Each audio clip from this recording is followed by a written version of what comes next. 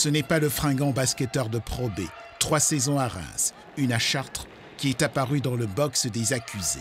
Hervé Schals est un homme fatigué, le crâne dégarni, les yeux mi-clos, la tête constamment baissée, comme absent à son propre procès. Il écoute sans émotion aucune les policiers venus déposer à la barre. Hervé Schals, par son parcours, son caractère, est un homme paisible et non violent et qui a commis un drame.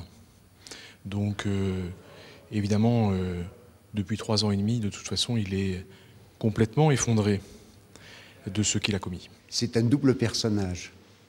Il est calme, il donne l'apparence d'un gros nounours, d'un garçon gentil. Par contre, on sait par le dossier qu'il se montre extrêmement violent. Il y a déjà eu des actes de violence vis-à-vis de Stéphanie Guéry, à tel point que Stéphanie Guéry ne voulait jamais se trouver seule avec lui. Le jour du drame, le couple avait déjeuné tranquillement avec leur fils dans une pizzeria. C'est après, dans l'appartement, que tout va dégénérer. Le ton monte, une gifle, des coups pleuvent. Pour faire taire Stéphanie Guéry, Hervé Schals maintient son visage contre l'oreiller. Elle suffoque bruyamment. Il prend peur et s'enfuit.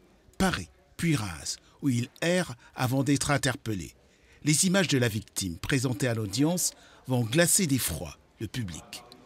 La zone d'ombre qui était évoquée ce matin, c'est celle-ci. Comment a-t-il réussi à la convaincre de venir le rejoindre dans cet appartement de Chartres? Ça s'inscrit dans une période dans laquelle il est profondément déprimé.